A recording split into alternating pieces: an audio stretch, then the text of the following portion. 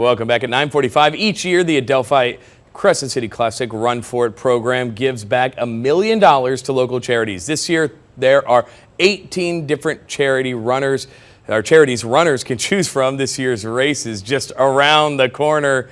Ooh, boy, is it. Here to tell us more is CCC Race Director Eric Stewart and one of the top charity runners, Brian Sands. Good morning, fellas. How y'all doing? Good. I just want to say, it sneaks up on me every year, but, it's something that I look forward to all the time. The Crescent City Classic is not this weekend, but next weekend. It's here. That's right. It's upon us. Yeah. Get ready. And we are ready for sure. And Brian, you're one of the top charity runners. You were telling me you run for Covenant House every year.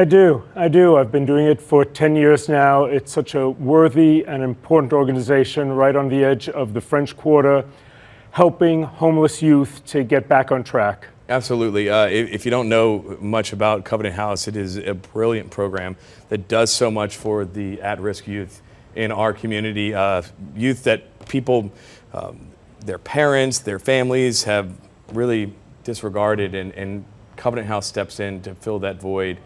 So the fact that you're running to help raise money is huge, and you've raised thousands. Yep, very proud that with this year I've gone over 200,000. I'm up to 10-year total about 225,000. This year I'm over 30,000, hoping to break 40,000. That is absolutely incredible, Brian. And Eric, anyone can do this. Absolutely, it's become a charity runner. All it is a commitment to raise $200 for your charity.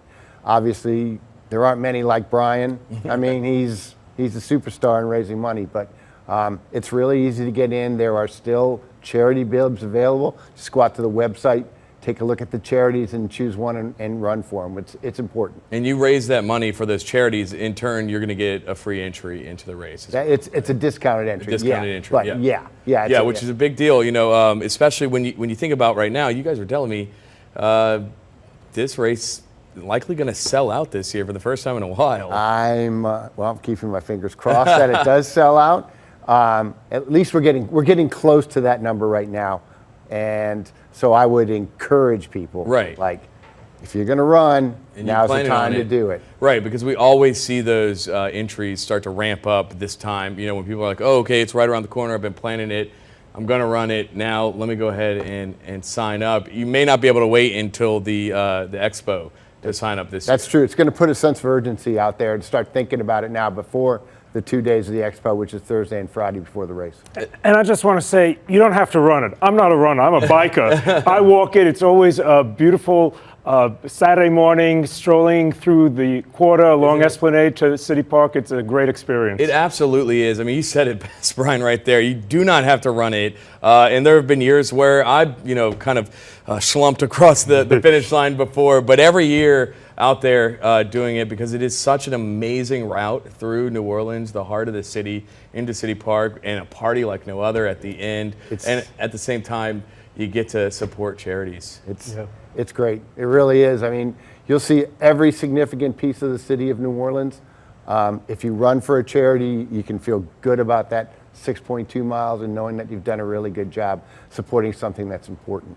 And while I feel very strongly about Covenant House, there's lots of other charities that are involved, such as Boys and Girls. There's you can support animals, suicide prevention, and there's Team Gleason that always raises a ton of money. And you can learn a lot more about all of those charities at the expo on Thursday and Friday of next week. Each one will have a representative. That's which is really cool. You get to learn so much and maybe get some Blue Runner beans. Hey, there's the route right there where you can run through. I remember last year, Eric, the New Zealand brothers who came in. These guys were professionals, and they were calling it the party race because not only is it a fun one, not only is it beautiful, but you might run into a few adult beverages along the way. That's correct. And especially at the party at the end. Yeah, and for better or for worse, if you go look at the books that talk about races you have to run before you die, Crescent City Classic, I think it's for better, is called the original party race. I love it. So what better than New Orleans? I think what's always fun for me, because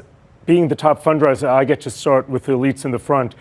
The gun goes off, I'm going along, and they're already halfway they just dart to the by. end. Yeah, it's really well, that's funny. all right. Yeah, don't worry if people are running past you. You're going to have a lot of fun. Eric, thanks for all you do.